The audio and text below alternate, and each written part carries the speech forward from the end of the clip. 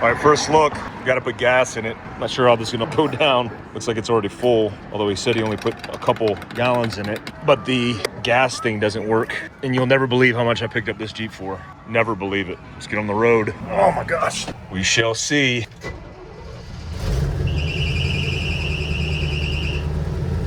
All right, let's do this without killing ourselves.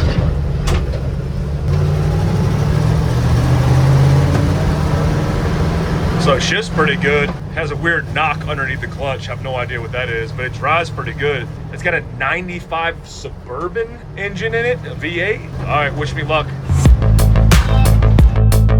Well, here she is, guys, CJ-7, 1981. What's unique about this? Well, what's most unique about this Jeep is I might as well have stolen this Jeep. I think I did steal it. Before I tell you guys the price, let me just show you around a little bit. Because you tell me in the comments before I tell you the price I paid for it, what you think it's worth. So 1981, I don't think this was even a color option in 81, so it might be painted. It's got an aftermarket, more modern to 81, I believe. Yeah, this ain't an 81. It could be, but it looks like newer than 81. Warren winch. This is the model 25314. I don't know, you guys look it up. The M8000, that's what it is. Synthetic line, that's obviously got to go. Headlights look stock. I got these grills in my CJ-8. Hood, original hood. Looks like there's some red underneath here. Maybe it's red. Latches look good. So I just bought this thing last night. And this, I didn't even get to look at because when I got there, it was dark. And it was so good of a deal. It was a bad offer. But he took the offer that I had to get on the road and get it. These are fiberglass doors, but I think they're pretty cool. If you're into carbon monoxide poisoning from the exhaust leak, they're really cool. The interior, beautiful interior, smells real good. This seat is like pristine. This seat's blown out, not a big deal. And they're leather. Again, I don't think that was an option for these back in the day, but they look like factory seat rails. It's got carpet in it, a roll cage. Now, these roll cages are for sure aftermarket because they didn't come with roll cages. A aftermarket hard top. Oh, this could be factory, but it looks like it's in decent condition, minus the rust through in the latch, the broken piece on the back. Oh yeah, you're starting to spot the reason I got such a good deal on it. But let's not talk about that yet. I'm just giving you a walk around because I haven't even taken a peek in the back of this thing yet. So let me see this latch, do the elbow thing. Oh, it goes back, it works. This Patagonia jacket I was issued in multicam is nearly as much as I paid for it, if that's a pro tip for you guys. So rear seat, these are factory, meaning they haven't rusted through. Comes with a root beer. That's mine, just kidding. Shogun, no. He's licking bird poop off the asphalt. That's a baby Malinois for you. Okay, so all this is extra. Got a winch controller. That looks more modern. A rag. What are these? I don't even know what this is. Oh, I can see daylight underneath there. So here's the cool thing about this rig. Oh, let me just go around the other side. Fender flares. These did not come stock. Oh, that almost came off. Not a big deal. These are cool. Aftermarket mud flaps. Spare tire carrier. Front and rear control. I don't know if they work. For, I assume, electric lockers? We shall see. Rock sliders. These are aftermarket. And look at these wheels. What are these wheels? These are old stock wheels sitting on brand new or newer-ish 33 by 12.5. Oh, can you see what I'm seeing? Okay, now you're getting a clue to why I got such a good deal on this. But how bad is it? There's an indication how bad it is. But look, I'm an optimist, and I've dealt with rust like this. Although some of this might be rotted through. Once you sandblast it to bare metal, because they did use some good metal up in here, it looks really bad. It doesn't look good. So this is the first time, I swear, I'm underneath this thing. So it has what appears to be an aftermarket transfer case, and there's definitely a front, oh, I'm leaking something. That appears to be coolant. Yep, that's coolant. I can see the green reflection of the light right there. Can you guys see that? Wow, so I'm leaking coolant out of a hose, which is crazy because I made it back about an hour drive from where I picked it up from last night in the dark. Almost died of carbon monoxide poisoning, but that's okay. That's a different story for a different time. Oh, where's my dog? All right, so definitely leaking coolant. That's not a good sign. I probably should head back. Get away from the coolant because I know you'll leak it. Lick it. So I got a coolant leak. That's one thing. And that's pretty weird because it wasn't leaking coolant before, but it is now. It's got aftermarket components on it. The guy's brother owned a four-wheel shop in town that converts vans now. So it's got a lot of history. in Utah. Here's what's pretty cool. I mean, I got an engine swap scrambler, CJ-8. These things need engine swaps because the options from AMC weren't great. They did have a V8. All right, to the engine bay. Oh, look at this creative multivitamin trick. Doesn't look great. Well, that's kind of a rat's nest, and that's probably connected to something. So this is out of a 1995 Suburban.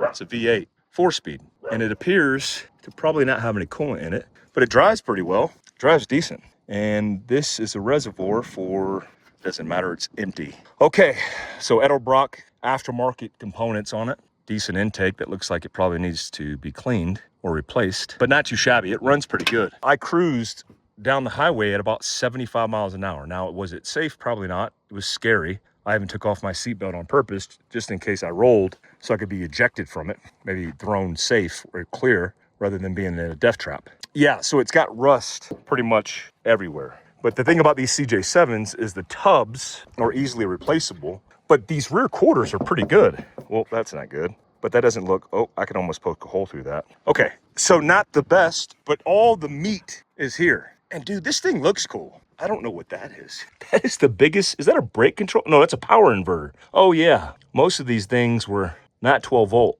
So they inverted the power, that's smart. It's got a 4-speed and it's got air lockers. I think air lockers. Maybe they're air lockers, but I didn't find the compressor. I don't know what this is because that's definitely aftermarket. It looks like a solenoid for something. And it has tilt steering, which was an option for the CJ-7. It doesn't have a clock or anything, so it's not one of the high-speed models. And none of this works, but that's okay. That's okay, I'm okay with that. But it has all the meat here. And let's just go look around it. Man, I will tell you, I have a iPhone 17 Max Pro.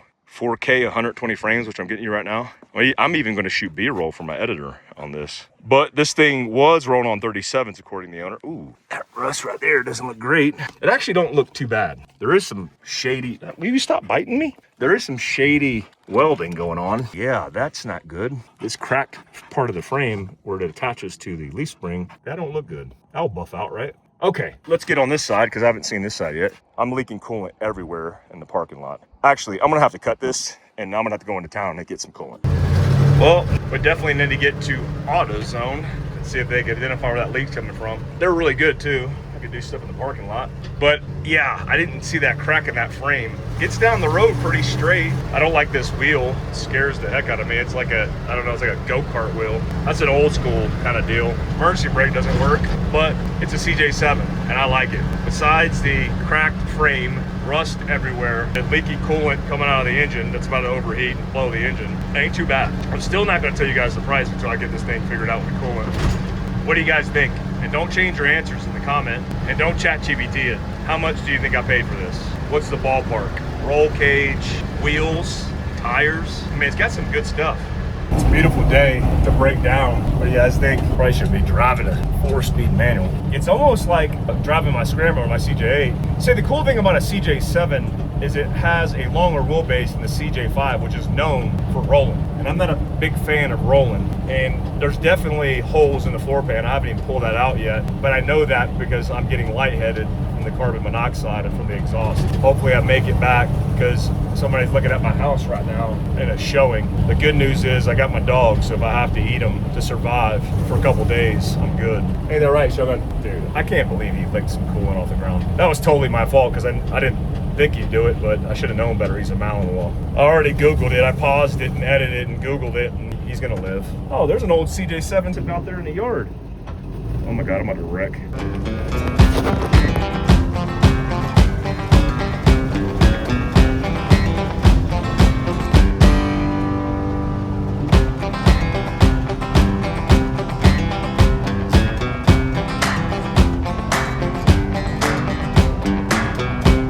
CJ-7 market is wild because it's all over the place. You can get CJ-7 Laredos and Renegades and really beautiful stuff, but you're gonna pay $40,000, $50,000. Some of the high end, like the Limited and Laredo, woof, I mean, I see them go as high as 6 figures. Now, what's crazy is, depending on what kind of CJ-7 you're getting into, you know, a lot of them have fiberglass tubs. This is all metal, obviously. Nothing's been replaced with the doors, but you can get aftermarket parts for everything. Now, it hurts the value overall, but man, this thing, it drives good, besides the leaky coolant and the rusted frame and the rusted parts. It just feels good. Like all the components are there. We shall see. Oh, I feel like it's gonna die. Let me get back on the gas. Yeah, I don't like the way this thing's sounding right now. The leak of coolant. Oh my gosh, that's scary. Well, apparently it's got a 95 Chevy engine, a Suburban engine, so it should have orange and it's got green. But what's crazy is it's not dripping now, probably because it's all gone. Check the reservoir. Getting underneath this, so it's gonna be lower. Yep, lower hose, it's got a leak. Or is it the radiator? Can't tell. The reservoir's empty. All right, well, only thing I do is fill the reservoir right now and then go get a flush. And I definitely need an aluminum radiator. All right, so I don't know where the leak is, but I'm headed over to Valvoline. They're really good. I'm just gonna go ahead and get the coolant flushed and then an oil change in this old 95 Suburban V8. And they'll even do the diffs and the transfer case and the manual transmission. We'll get it all done. Why not? Getting it done.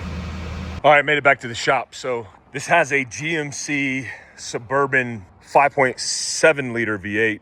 Changed the oil, a little low on oil, but not too bad. Changed the discs front and back, 75/90, pretty standard. And then was going to do the radiator flush, but it's leaking. Not bad now. I'm not sure why. Maybe it was getting a little hot. So I just ordered an eBay budget 3-row aluminum radiator with upper and lower hoses, which there's tons of that in the aftermarket world. Anywhere from like $100, which is what I paid, all the way to like $600 for something from Summit or something like that. But guys, yeah, I have been stalling so hard on giving you how much I paid for this because I do feel like I stole it. I paid $2,000 for this Jeep, $2,000. Now, in the world of Jeeps, I have a Scrambler that I paid 20 grand for, which is my baby, a CJ-8. Original CJ-8 with a binder this thick of all, yeah, the dog was playing with this. With all the original stuff, a Dana 60 in the rear, amazing build. Very well taken care of, no rust, perfect, the way I want it. But this needs some work, but it's okay, I paid $2,000. Now, if you think it's worth $2,000, let me know. If it's not, let me know how you feel about it. And then what's the plan? You tell me. I'm willing to take this wherever you want to take it. All right, guys, on to the next adventure.